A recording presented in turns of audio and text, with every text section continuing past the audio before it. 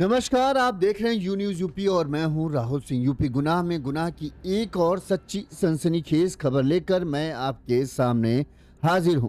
UP के मुरादाबाद जिले में शुक्रवार को एक दिल दहला देने वाले हत्याकांड की वारदात को अंजाम दिया गया था, जिसमें एक जुड़वा भाई ने अपनी ही सगी बहन को 40 बार चाकू से वार कर बेदर्दी से मौत के घाट उतार दिया था। तब से ये भाई जो है अपनी मां के ऊपर भी इसने वार किया, मां को भी घायल करके जो है ये फरार हो गया था। पुलिस इसकी तलाश में जुटी हुई थी और काफी खोजबीन के बाद आखिरकार पुलिस ने इस हत्यारे दरिंदे भाई को गिरफ्तार कर लिया है। अब ये पुलिस की गिरफ्त में है। पुलिस जब इससे पूछताछ कर रही थी तो पुलिस को लगा कि इसकी दिमागी हालत ठीक नहीं है, लिहाजा पुलिस इसे डॉक्टर के पास चेकअप के ले गई। इसके बाद इसे जेल पहुंचा दिया गया है। इस दौरान इससे ये पूछा गया कि आखिर इसने अपनी सगी बहन, अपनी मां को क्यों चाकू से वारा, क्यों मार डालने की कोशिश की। बहन को तो मार ही डाला, मां को भी क्यों मारना चाहता था। तो इसने जो बताया उसने तो पुलिस वालों को भी हैरान कर दिया। पुलिस वाले भी सोच में पड़ गए, भला कोई भाई कैसे ऐसा कर सकता है। दरअसल एक दूसरे धर्म की लड़की के प्यार में ये लड़का दीवाना था। उस लड़की ने इसे छोड़ दिया, जिसके बाद से इसका दिल ऐसा टूटा कि इसे लगने लगा कि इसके प्यार के ना पा पाने को, अपने प्रेमिका को ना पा पाने की वजह जो है उसकी बहन और माँ है। मतलब इसके दिल में इस बात का एक तरीके से कहे शक बैठ गया, इसके दिमाग में एक शक बैठ गया कि इसकी माँ और बहन की वजह से जो है इसकी प्रेमिका ने इसे छोड़ा है, और इस वजह से जो अपनी माँ और बहन से ही ये बदला लेना चाहता था। इसीलिए इसने शुक्रवार को बहन पर चाकू से 1 नहीं, 2 नहीं, 3 नहीं, 4 नहीं, 10 नहीं, 15 नहीं, 20 नहीं, 30 नहीं, 35 नहीं, 40 बार चाकू मारी थी। सोचिए, सगी जुड़वा बहन को, साथ में एक हम उम्र के थे दोनों, सगी जुड़वा बहन को जो इसे खूब प्यार करती थी। नौकरी छोड़ने के बाद इस बहन ने इसे खूब सहारा दिया, डिप्रेशन से निकलने में मदद की, लेकिन उसी बहन को इसने, इस हैवान दरिंदे ने मौत के घाट उतार दिया, सिर्फ इस वजह से क्योंकि इसकी प्रेमिका ने इसका दिल तोड़ दिया था। और इसे ये लगता था कि इसके पीछे जो है इसकी मां और बहन का हाथ है। एक गलतफहमी जो इसके दिमाग में बस गई थी, जिसके चलते ये इसने इतनी बड़ी वारदात को अंजाम दिया। एक मां को ऐसा जख्म दिया जो कभी भर नहीं सकता, और दूसरी भी मां जो उम्मीद करती है कि उनके बड़े बेटे बेटियां जब बड़े हो जाएंगी तब उनके बुढ़ापे का सहारा बनेंगी, उन सभी मां को एक ऐसा धक्का लगा कि भाई किसी से उम्मीद मत रखो, कोई भी तुम्हारा अपना नहीं। चलिए पूरी खबर हम आपको बताते हैं कि पहले पूरा घटनाक्रम क्या था, कैसे हुआ, और फिर कैसे जो भाई ने, जो हत्यारा भाई है, जब पुलिस की गिरफ्त में आया, इसने क्या पुलिस को बताया, तो वो सब हम आपको अपनी इस खबर बताएंगे ताकि पूरा मामला आपको समझ में आए।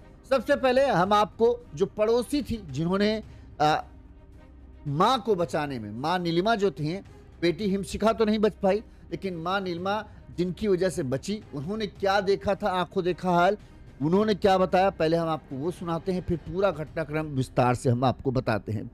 मेरे पास बैठ जाती हैं, आ जाती हैं जब इनको टाइम मिलता है। वैसे जॉब करती हैं तो बेटा मैम, जैसे वो मुझे एकदम बोली चलो आंटी, मैं लेट गई थी, तो एकदम से मैं आई तो देखा खून से लथपथ थी बेटी, रजाई इन्होंने ढक रखी थी और ये बहुत रोज चिल्ला रही थी। मेरा दिल बहुत घबरा गया, मैंने इन्हें संभाला और फिर एम्बुलेंस बुलाई और हम लोग यहाँ ले आए थे।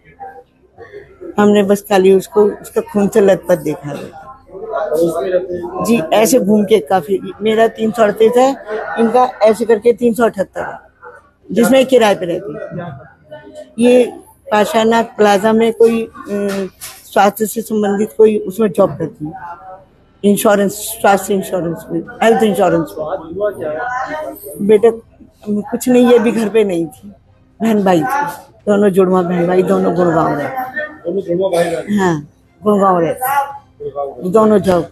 ये वो पड़ोस में रहने वाली महिला थी। जब इन्होंने नीलिमा की चीख सुनी तो ये तुरंत सबसे पहले घर पहुंची, तो इनके सामने बेटा हार्दिक जो है भागा था, और जब ये घर के अंदर पहुंची तो इन्होंने देखा कि नीलिमा खून से लथपथ चीखती चिल्ला रही थी। वहीं इनकी बेटी हिमशिखा जो है खून से लथपथ एक कंबल में लिपटी हुई थी।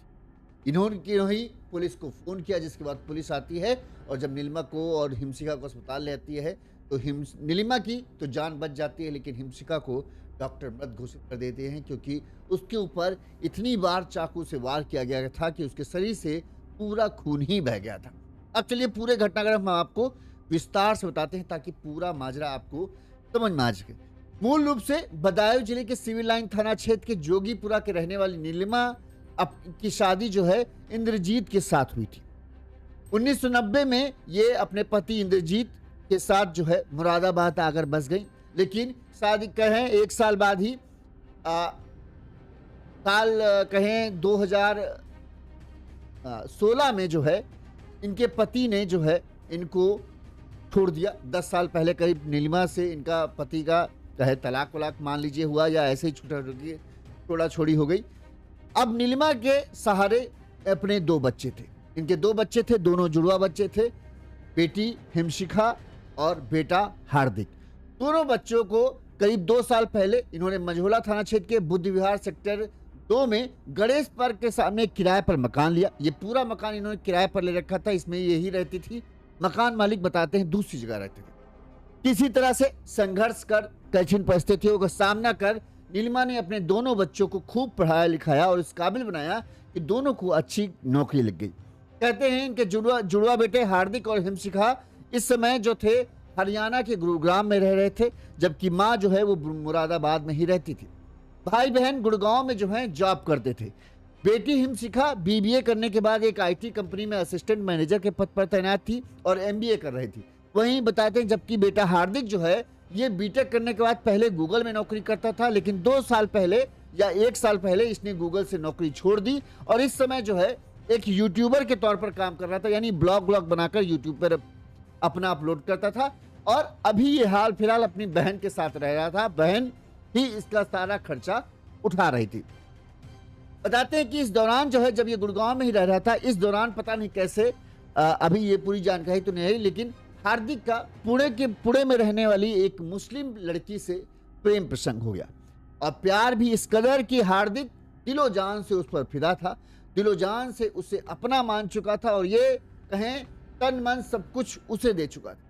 हार्दिक बस एक ही ख्वाहिश रखता था कि उसको अपनी मुस्लिम प्रेमिका से शादी करनी है, लेकिन जब उसने इस बारे में अपनी बहन हिमशिखा और मां नीलिमा को बताया तो दोनों ने इस रिश्ते के लिए सिरे से इनकार कर दिया। दोनों का यही था कि वो हमारे धर्म समुदाय की नहीं है, हमारे रीति रिवाज समझेगी कि नहीं समझेगी। दूसरी बात, उसके घर वाले कभी इस चीज़ के लिए राजी नहीं होंगे। हम लोग भले चाहे जितना उस चीज़ के लिए तैयार हो जाए, लेकिन उसके घर वाले इस चीज़ के लिए नहीं मानेंगे। लेकिन हार्दिक के दिमाग में तो कहें कि ये इस चीज़ की धुन सवार थी कि उसको उसी से शादी करनी। लेकिन कहते हैं एक तरफ जहां हार्दिक एकदम दिलो जान से जुटा हुआ था कि किसी तरह से अपनी प्रेमिका को अपनाना है, वहीं जो प्रेम प्रसंग शुरू होने के कुछ महीनों बाद ही जो है इसकी प्रेमिका ने इससे अपना रिश्ता तोड़ लिया। अब जब प्रेमिका ने इससे ब्रेकअप किया तो हार्दिक जो है का दिल टूट गया। इसे इस ब्रेकअप की वजह यानी इसके प्रेमिका के ठुकराने की वजह ये जानना चाहता था, लेकिन प्रेमिका ने इससे बिल्कुल बातचीत करना बंद कर दिया, जिसकी वजह से ये बहुत गुस्सैल हो गया था और इसके दिल में या दिमाग में पता नहीं ये बात कहाँ से बैठ गई कि इसके इस दिल टूटने की वजह या ब्रेकअप की वजह जो है उसकी बहन और उसकी माँ है। माँ से ज़्यादा बहन को वो इस चीज़ का जिम्मेदार मानता था कि बहन अगर ना होती, अगर बहन हमारी बात मान लेती तो आज हमारा दिल ना टूटना और हमारी प्रेमिका जिसे मैं दिलो जान से चाहता था वो मेरी पत्नी होती, माँ भी उसे मान लेती। भाई के दिमाग में ये बात घर कर गई थी क्योंकि बहन काबिल थी, समझदार थी, तो उसको लगता था कि बहन जो कहती है माँ वही मान लेती है और बहन ने ही माँ को भी हमारी शादी के लिए मना किया, जिसकी वजह से माँ भी हमारी शादी के लिए तैयार नहीं हो रही थी। और जब माँ और बहन तैयार नहीं हुए तो प्रेमिका को लगा कि अब ये लोग राजी नहीं होंगे, लिहाजा उसने भी उससे संबंध तोड़ लिए। तो उसके दिमाग में बहन एक तरह से दुश्मन बन गई, लेकिन ये उसके दिमाग में चल रहा था, गुस्सैल था। माँ नीलिमा ने ये बताया कि जब ये सब हुआ इस दौरान इसके रवैये में बहुत बदलाव आया। अचानक से ये छोटी छोटी बातों पर गुस्सा होने लगता था। छोटी छोटी बातों पर बहन से झगड़ा करने लगता था और इस कदर झगड़ा करने लगता था, लगता ही नहीं था कि ये भाई बहन है। वहीं इस दौरान हमें यह एहसास हुआ कि ये शायद इस झटके की वजह से जो है, इसके दिल टूटने की वजह से ये डिप्रेशन का मरीज बन चुका है। लिहाजा इसका शायद इलाज भी कराया जा रहा था। डिप्रेशन से निकलने में इसकी बहन बहुत मदद कर रही थी। इसी वजह से शायद इसकी नौकरी भी गई या नौकरी भी छोड़ी थी। तो बहन सब कुछ इसको देखभाल करती थी, अपने पास ही इसको बहन इसको रख रही थी ताकि इसका सब कुछ सही किया जा सके। इसको इतना कहीं कहीं कभी इस तरह से कमी ना महसूस हो कि जिससे ये लगे कि हाँ, इस दुनिया में इसका कोई नहीं है। डिप्रेशन के मरीज को ज़्यादातर यही लगने लगता है कि दुनिया उसके लिए है नहीं और वो अकेला है। यही अकेलापन जो है उसको फिर खतरनाक कदम उठाने के लिए मजबूर कर देते। लिहाजा बहन अपनी पूरी तरीके से कोशिश में लगी थी किसी तरह से अपने भाई को डिप्रेशन से बाहर निकल आए, लेकिन ये हो नहीं पाया क्योंकि जो बहन एक तरफ प्यार लुटा रही थी, उसी तरफ दूसरी तरफ हार्दिक जो है वो इसी दिल में दिल ही उसके लिए इतनी नफरत उसकी बढ़ती जा रही थी कि वो सारी सीमाएं पार करती जा रही थी। इस होली के त्योहार पे 2 मार्च को दोनों भाई बहन जो है गुड़गांव से होली मनाने घर आए। शायद ऐसे ना आते, और होता ना कि जब आप थोड़ा मानसिक तनाव में हो, परिवार के साथ हो तो आपको अच्छा लगता है। तो शायद इसी वजह से बहन जरूर और ज़्यादा अपने भाई को लेकर गांव घर आई ताकि यहाँ पर परिवार के साथ रहेगा। यहाँ छोटे बड़े शहरों में होली जल्दी कोई खेलता नहीं है। छोटे शहर में होली बड़े दिल जोशो खरोश के साथ मनाई जाती है। आस पड़ोस के लोग मिलते हैं, हंसी खुशी का माहौल होता है, तो भाई को अच्छा लगेगा। इसी वजह से शायद जो है हिमशिका हार्दिक को लेकर यहाँ पर होली मुरादाबाद मनाने आई। 2 मार्च को ये आते हैं। होली मनाने के बाद शुक्रवार को भाई बहन को, चूंकि जॉब है, प्राइवेट जॉब है, लिमिटेड छुट्टी मिलती है, तो ये था कि शुक्रवार को भाई बहन के हरियाणा वापस, गुरुग्राम वापस जाने की तैयारी थी। इस दौरान माँ जो है सुबह अपने ऑफिस निकल गई। इनको ये था कि लोग शाम को जब निकलेंगे तब तक हम वापस आ जाएंगे, तो माँ नीलिमा अपने ऑफिस चली गई। इसी दौरान घर के अंदर सिर्फ हार्दिक और हिमशिका थे। अब इन दोनों के बीच में शायद यही प्रेमिका वाली बात के लिए एक बार फिर से वाद विवाद होता है और ये झगड़ा इतना बढ़ जाता है कि हार्दिक गुस्से में आग बबूला हो जाता है। जो अपनी बहन से ऑलरेडी पहले नफरत कर रहा था और जिससे ये लग रहा था कि उसकी बहन की वजह से ही उसका दिल टूटा है, उसकी प्रेमिका ने उसे छोड़ा है, उसका सब कुछ, सारा सपना बिखर गया, वो नफरत वाला जो अंदर उसने भर रखा था ना, वो उस दिन बाहर आ गया।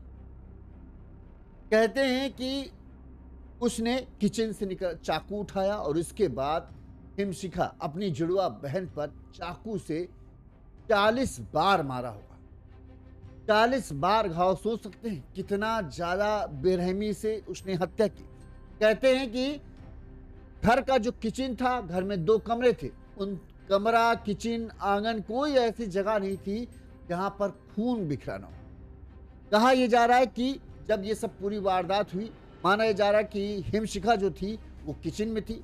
ये पीछे से पहुंचता है, चाकू उठाता है, किचन में ही हिमशिखा पर चाकू से वार करता है। हिमशिखा अपने आप को बचाने के लिए जो है किचन से बाहर निकलती है, आंगन में आती है। ये पीछे पीछे चाकू लेकर आता है और यहाँ आंगन में भी मारता है। इसके बाद हिमशिखा दूसरे कमरे में बचने के लिए भागती है, वहां पर जाता है, वहां मारता है, फिर दूसरे कमरे में जाती है। इस तरह से 2 कमरे, बरामदा और किचन, तीनों जगहों पर, चारों जगहों पर सिर्फ खून ही खून के निशान मिलते हैं। कहते हैं कि इसने जो है अपनी बहन के गर्दन, चेहरे, पीठ, पेट, कोई ऐसा अंग नहीं बाकी था जहां पर उसने चाकू नहीं मारा। 40 घाव छोटी बात नहीं होती। शरीर पर 40 जख्म हो तो सोचो कितनी बेरहमी से और कितनी बार कहां कहां मारा गया। हर शरीर के हर अंग से जो है हिमशिका के खून निकल रहा था। इसने इसके बाद जब हिमशिका एकदम पूरा स्थिर हो गया कि हिमशिका की मौत हो गई, तो इसने हिमशिका को कंबल में लपेटा और वहीं एक बेडरूम में रख दिया। इसके बाद ये बाहर निकलता है, बाहर घर में कुंडी लगाता है और पहुंच जाता है सीधे अपनी माँ के ऑफिस। यहाँ पर माँ से कहता है कि उन्हें हरियाणा के लिए अभी निकलना है, लिहाजा घर चलो।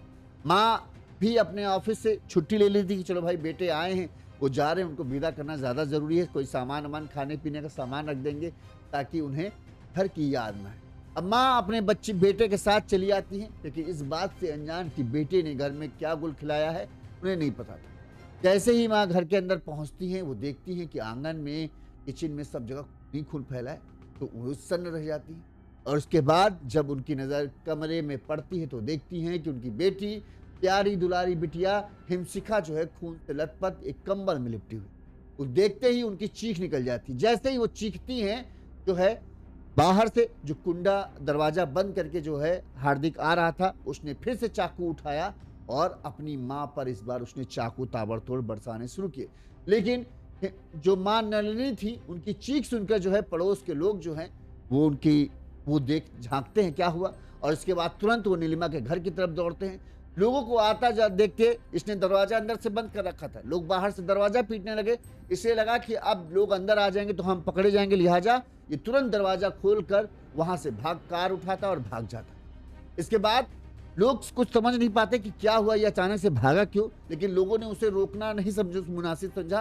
तुरंत इसके घर के अंदर घुसते हैं। घर के अंदर देखते हैं तो नीलिमा दर्द से चीख चिल्ला रही थी। उसके पूरा शरीर कहें, उसके पेट वेट में चाकू मारा तो खून से लथपथ थी। वहीं बिटिया हिमशिखा तो एकदम चित पड़ी। तुरंत ही पड़ोसियों ने इस बात की सूचना पुलिस को दी। पुलिस की टीम मौके पर पहुंची और फिर जो है इन दोनों को अस्पताल ले गई, जहां पर डॉक्टरों ने जांच के बाद जो है हिमशिखा को मृत घोषित कर दिया। वहीं मां नीलिमा के अस्पताल में इलाज चल रहा है।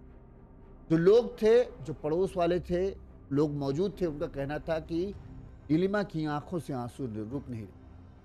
शायद उसको उन जख्मों का दर्द उतना ज़्यादा नहीं हो रहा था जितना इस बात का दर्द था कि के बेटे ने, उसके सगे इकलौते बेटे ने ही उसकी गृहस्थी, उसके घर को उजाड़ दिया। इतने सालों की मेहनत, इतने सालों की तपस्या को एक दिन में भंग करके रख।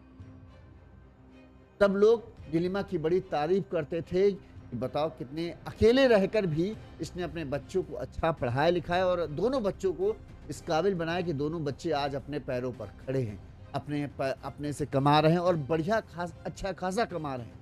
नीलिमा की सब तारीफ करते थे, लेकिन आज नीलिमा को लग रहा है कि उसने कुछ भी नहीं किया, क्योंकि ऐसा नालायक बेटा होने से अच्छा है कि उसे बेटा ना होता। इसे ये एहसास हो रहा था। कहते हैं कि इन दोनों के माँ बहन की हत्या और माँ पर जानलेवा हमला करने के बाद जो है हार्दिक दिल्ली की ओर भागा। घटना की जानकारी मिलने पर मझौला थाना पुलिस ने अमरोहा पुलिस को संपर्क किया और जोया टोल चेक पर पुलिस तैनात कराई गई कि पुलिस चेक करे। इस दौरान सीसीटीवी फुटेज जब चेक किया गया तो उसमें से पहले ही हार्दिक वहां से निकल जा चुका था, उस टोल नाके से। इसके बाद पुलिस ने गढ़मुक्तेश्वर वाले टोल प्लाजा पर नजर रखी, लेकिन वहां भी सीसीटीवी चेक किए गए तो वहां से भी वो आगे निकल चुका था। इसके बाद पुलिस टीम लगातार उसकी दबिश दे रही थी। 24 घंटे के अंदर पुलिस ने आखिरकार जो है हार्दिक को गिरफ्तार कर लिया। गिरफ्तार करने के बाद पुलिस ने जब उससे पूछताछ की तो उसने जो बताया वो चौंकाने वाला था। उसका बस एक ही वजह उसके पास थी। उससे पूछा गया कि तुमने अपनी बहन को क्यों मारा, तो उसका कहना था कि मैं अपनी बहन से नफरत कर। मां को क्यों मारा? मां से भी नफरत। वजह क्या थी? क्योंकि मां और बहन की वजह से जिसको वो दिलो जान से चाहता था वो उसे नहीं मिली। मां और बहन की जिद की वजह से जिसे वो अपना बनाना चाहता था, जिसके साथ जिंदगी बिताना चाहता था, उसने उसके साथ रिश्ता तोड़ लिया। पता चला कौन लड़की है, पुणे में एक कोई मुस्लिम लड़की थी, दूसरे समुदाय की लड़की थी जिससे ये बहुत प्यार करता था और उसे शादी करना चाहता था। घर वाले में कहें हिमशिखा और मां नीलिमा जो है इस रिश्ते के लिए तैयार नहीं थी।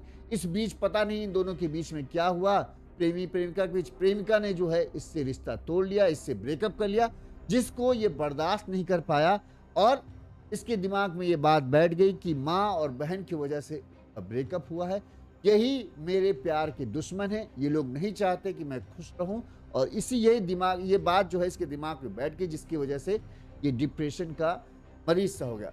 पुलिस वालों ने भी इस बात को माना कि जब वो उससे पूछताछ की जा रही थी तो उसकी पूछताछ में उसकी मानसिक स्थिति ठीक नहीं लग रही थी। ऐसा लग रहा था कि दिमागी तौर पर ये थोड़ा सा हिला हुआ है।